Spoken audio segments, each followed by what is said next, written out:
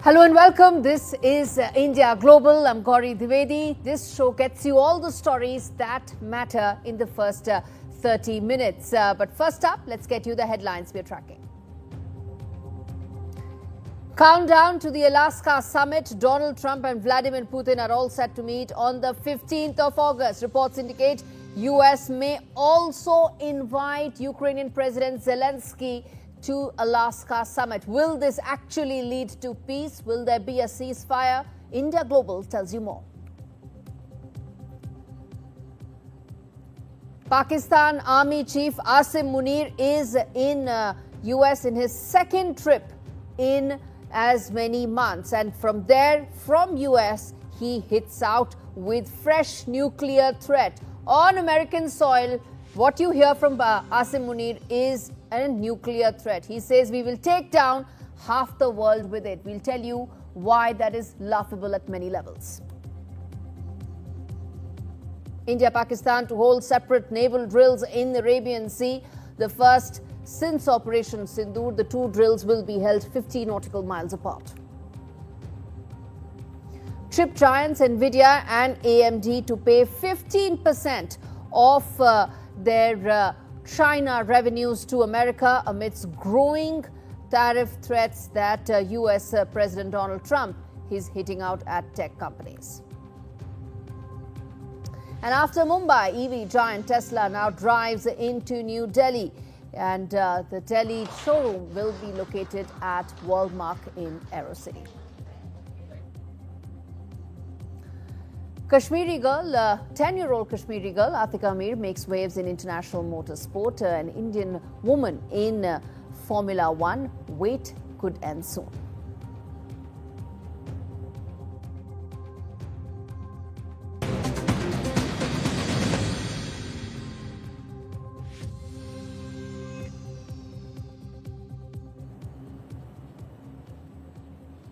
The first story that we're tracking on the show, viewers, reports indicate that White House, which is hosting Russian President Vladimir Putin on the 15th of August, may also, in fact, host Ukrainian president. Now, 15th of August is when the Alaska summit will be held. That's the key summit where there's expectation of some sort of a breakthrough in the Russia-Ukraine war. It's been grinding on for 3 long years, over 3 years actually. Donald Trump said that he's going to end it in 24 hours. He hasn't been able to do so. He's trying now for an Alaska summit. Will he get the two parties, both the parties on board? Russian President Vladimir Putin is set to be there. Will Ukrainian president also come to the Alaska summit is the key question. There's been a lot of hesitation from Donald Trump's side, but his European allies were wanting that he should invite the other party as well. US appears to be seriously considering Russia's concerns. For the very first time, this is being thought about, that what Russia has been saying all along in terms of the specific threats it has faced and the reason why it feels this war it had to start. Donald Trump is actually paying heed to that. Let's move ahead. Let's tell you the other important aspect. No truce unless the deal suits Russia's interest. Now, this is something that is almost beginning to look like that this is favoring the Russian side. Will that be the case? And in that situation, will a deal actually take place is the key question. Let's move ahead and tell you the other aspect.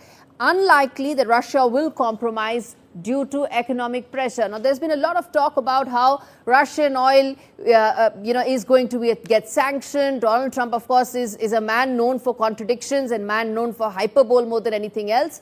He's said a lot about, Russian oil. Will he go ahead and probably put more sanctions?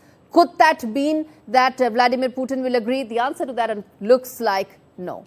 The other aspect, secondary sanctions as leverage to get Russia to negotiate. Could that be something that both men will talk about? And could that lead to some sort of a breakthrough and a ceasefire? We'll get to know that in just a minute. In fact, in just a couple of days, actually, because, let's not forget that while 15th August is a very important date in the Russia-Ukraine timeline, the Russian economy, the Russian war machinery and the Russian president have held out. They've held out for 3.5 years. Arm twisting, many feel may work, but may not. Deadlock continues as Ukraine, Russia don't budge. Let's get you the other aspect. Why is it that Alaska is actually the reason why this summit is taking place there? Now, the historical significance of this meeting is important. Next up, now Russia actually sold US Alaska in 1867, which is another very important reason why. Remember, there's a lot of hesitation from the Russian president's side to not travel to American territory, which is why Alaska fits the bill in the middle. Next up, it's proximity to Russia, the rich history that it shares in terms of a lot of deep connects and historical cultural linkages to Russia is the reason why Vladimir Putin is coming to Alaska. Lastly, it is strategically located. The Arctic location where Russia is actually a far bigger player than the US is the reason why Alaska is the reason why it's actually taking place. Next up and lastly, let's get you the big questions that we are putting out on the show, and then we get in our guest joining us on this, which is first and foremost, will Ukraine be included in these negotiations? I spoke about it at the beginning of the show, but will that actually happen? Next up, let's quickly take that. Are territorial swaps on the table? There's been a lot of territory that has exchanged hands. Could territory swapping really be the big possible way to end this? Next up, what kinds of security guarantees will Ukraine receive? Will there actually be any security guarantees? Donald Trump has said, no, you've got to pay for your own security. And that's really been the reason why this war has been continuing. Will that change? Lastly, how will EU and NATO factor into these discussions? Well, that's a question that most of EU and NATO also is looking, hopefully, to get some answers to. They don't have it because Donald Trump feels that he doesn't want anybody else to be part of these negotiations except the two men. Will that be a reason why this may not happen? Let's get in our guest joining us, Mr. Waghmar, joining us live to talk more on this. Thank you so much for speaking to me. Let me start by first asking you, in fact, let me go back and ask you this question, which is that in terms of your expectations to end this war, this summit is extremely important, but are you keeping tempered expectations? Reservations from the very outset. Because first things first, Mr. Putin is looking to come in from the cold. He is an international pariah in more ways than one. And the summit affords him optics of being seen at the world stage as a global player again, which is what he's always wanted and coveted, a summit and meeting directly with President Trump. Of course, we are talking about a KGB intelligence officer who has the measure of Trump, which can't be said vice versa, as Mr. Trump himself has expressed personal exasperation in the last few weeks that he cannot fathom Mr. Putin. Well, the rest of us certainly fathom what he wants, namely reducing Ukraine to a vassal state like Belarus, and that his so-called claims that Ukraine would be a threat are anything but true. If anything, what Mr. Putin is looking for is biding time to regroup and attack Ukraine again in the not too near future. Russian casualties as we speak are running at 1,072 a day. And they've already crossed, in terms of casualties, both civilians and soldiers, about 1 million since the onset of the war. It is true, Ukraine is being depleted even heavily as such. The Russians have made some progress in the last month of capturing 225 square miles. Which has come at a considerable cost. The point is that it is also recruiting, that is Moscow is recruiting 9,000 more men each month as it loses. And Mr. Zelenskyy, for his part, has reduced the conscription age to 25. But that has not helped because Ukraine's demographics work against its favor. But then so does Russia's economy, as Russian economists have warned Mr. Putin. They are running a deficit of 45.3 billion pounds this year, which is a hike of over that is approximately 4.88 trillion rubles. So it is not exactly going swimmingly for Mr. Putin as such, though he is fanatically hell-bent on his aims of reducing Ukraine to a vassal state. All right, we leave it there. Burzine Waghmar of SOAS, South Asia Institute, University of London, joining us live from London to talk about what could possibly be the best possible outcome as far as the Russia-Ukraine summit that's scheduled for 15th of August. Turning attention now to the other big story that we are tracking on the show, viewers. Even as Operation Sindoor continues, navies of India and Pakistan are set to conduct separate naval drills in the Arabian Sea on 11th and 12th of August. Over the course of the next 2 days, there's overlapping schedules points to heightened military activity in the strategically significant Arabian Sea. Now, it's a key route for maritime trade, crucial for regional security, and the development comes months after Operation Sindoor, which took place in early May, the 4-day conflict in which India ensured that Pakistan sought the ceasefire. Now, tensions haven't been completely de-escalated since then, and these naval drills are extremely important. They are parallel, simultaneous, meant to send out a message. Let's get our guest to talk more about it. Dr. Abhinav Pandya joins us for more on this. Now, Dr. Pandya, your sense in terms of the messaging that is coming out as far as these drills are concerned and the narrative that we're going to come to in just a bit. But first up, your first thoughts on these parallel drills. Well, I think that, these parallel brings... sorry, am I audible? Of course you are. Yes, you're on air. Please go ahead. Yeah, thank you so much. Well, these parallel naval drills have generated a lot of, I must say, a lot of uproar in the strategic community. That why it's happening this time? Is it a mere coincidence? Well, I cannot really comment upon the timing of of these drills, whether it was pre-decided or there was any deliberate intention. No, I'm not even asking you that. I am not even asking you. I am only asking you from the point of view of the messaging this sends out. The tensions remain between India and Pakistan. You have the Pakistani army chief going on a rant, saying all sorts of laughable things. In the backdrop of these multiple developments that are taking place, these drills that are taking place simultaneously are extremely significant. Your thoughts on that? Yeah. Well, the messaging is very clear. Operation Sindoor still continues, and yesterday only Army Chief said that we must be prepared for another war. And we see that day by day the tensions are increasing between the two countries. Just day before yesterday, Indian Air Force chiefs made it explicitly clear that India shot down 6 fighter jets. So I feel that this is a time when these tensions are going to escalate in the future. And there is a possibility of outbreak or another escalation, maybe perhaps in another few months or let's say possibly next year. So the situation looks very critical at this stage right now. Though Pakistan, after the Operation Sindoor, we made it explicitly clear that any terror attack on our territory would be considered as an act of war. So on that count, we are still we are yet to witness any major incident, but still encounters are happening every day in Jammu and Kashmir. So the situation continues to remain tense. And also one more thing, whenever the next conflict takes place, in that Navy will play a crucial role. Because even in the recent conflict which we came to know that Prime Minister told the naval chief that you will be given another chance. So that clearly signals that in the next conflict, Navy will have a major role to play. Even in the most recent conflict, this Karachi attack was called off at the last moment. So I think that this naval drill also signifies that in the future conflict, Navy will have a critical role to play.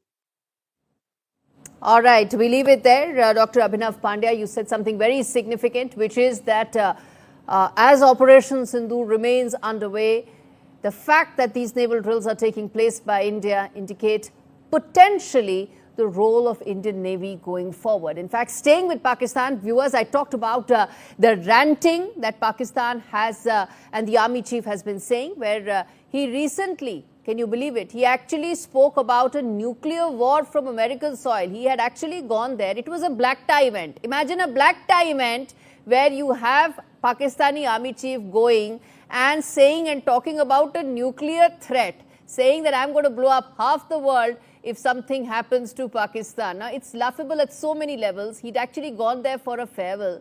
And this is the kind of messaging he comes out with.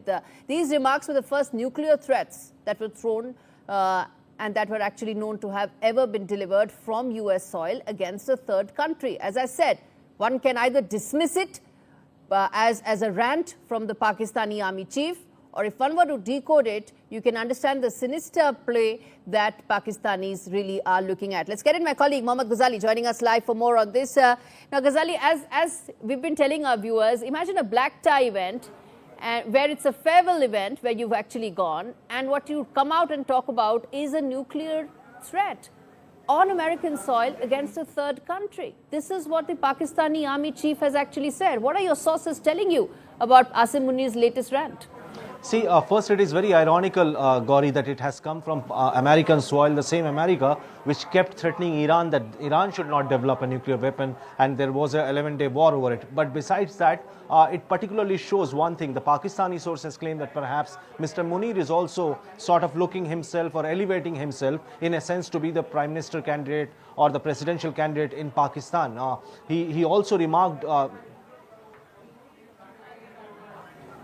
He also made a remarks there saying that perhaps the security and politics should not be left aside and it should not be just left to the politicians. But besides that, he made some very anti-India rabid remarks, the same juggler vein remarks which he made before the Operation Sindoor in an event in US, and yet again back in Pakistan, and the same kind of remarks that will take down half the world if we are at threat. We can manage India with 10 missiles and we have plenty of missiles, and also trying to boast of the relations between US and Pakistan as far as the security is concerned. All right, we leave it there. Mohammad Ghazali joining us live to talk more about the rant that Pakistani army chief really gave. Well, viewers, on that note, a quick break. We return on the other side of India Global with more stories, including what is it that chip giants now have to do in the wake of growing Trump tariffs that are being levied on them. We come back and talk more on that.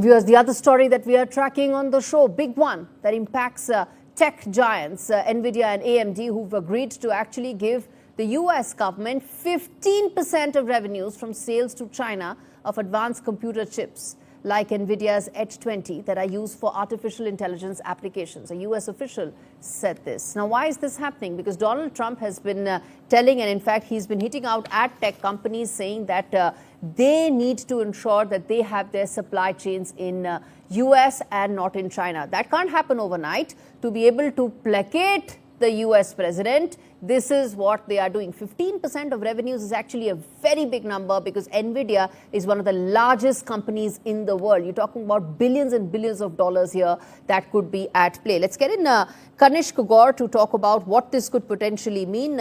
He's a CEO of Athenian Tech. And someone whom will try and get answers to what does this mean in terms of the pressure that he's exerting. What do you see are the reasons why this pressure is being exerted by Donald Trump? And could this actually placate him? 15% is a very large number. Thank you for inviting me. What we are witnessing is a precedent-setting moment in geopolitics of technology. The deal requiring Nvidia and AMD to pay 15% of their China revenues to the US government is not just about market access. It is a calculated move to balance national security concerns with commercial realities which the US is living in today.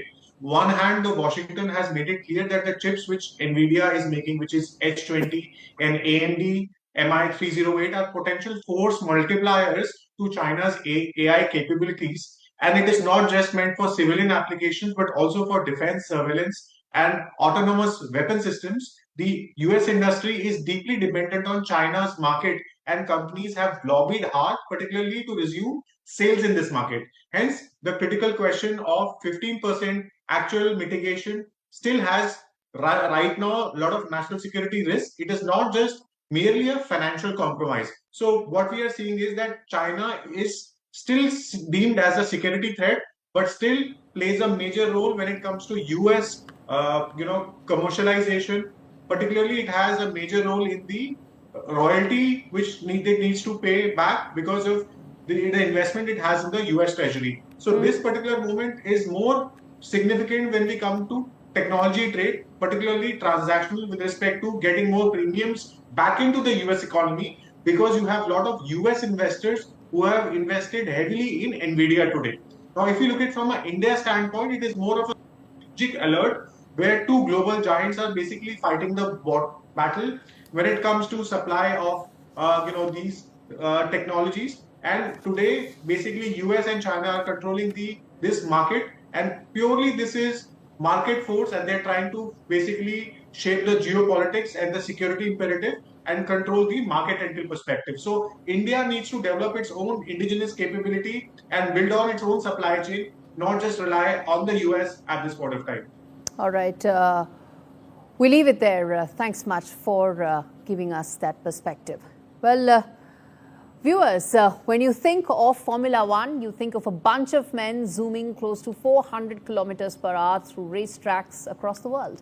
Women are either in the pit or in the stands, never on the track. But that is set to change as the F1 Academy has opened its doors to 3 young girls with the vision of putting them on the track to race with the men in the next few years. And one of them is actually India's Atika Amir. I want to play out this report, viewers, that tells you just how much things have changed and just how much this is about India going global. I'm a female carter, and I'm 10 years old, and I'm from India.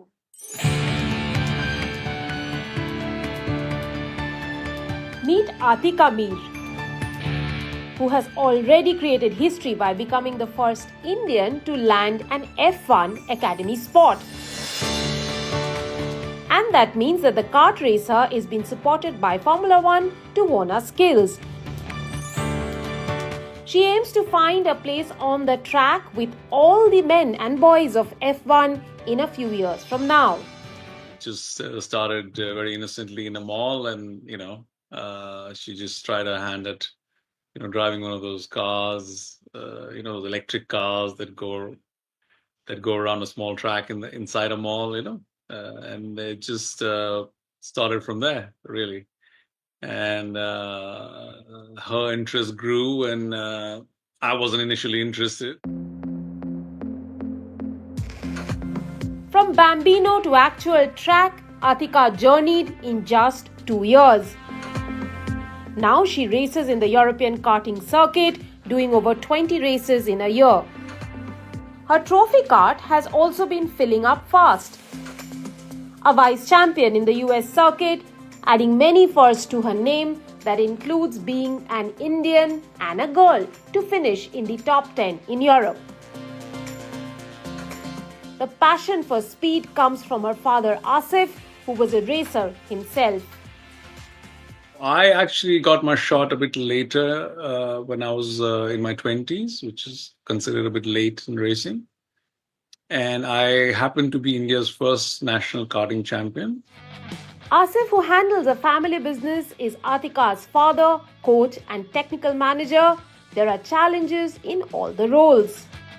The challenge is to keep the emotions out of it for me, because you want to be a coach, not a father. Put the game face on. It doesn't always work, especially when the chips are down. The tween rarely gets an opportunity to live a life like the girls of her age. When I see other girls doing fun stuff and playing, and I don't really have time to play, then I get a little bit upset. Atika knows that journey from karting to F1 is long, because first she has to enter F4 by the time she is 15 years old, and then upwards onto the elite league. My message to all the girls out there is to believe in yourself, find a passion, dream it, follow it, work hard on it, never give up, and don't let anyone tell you that you can't do it.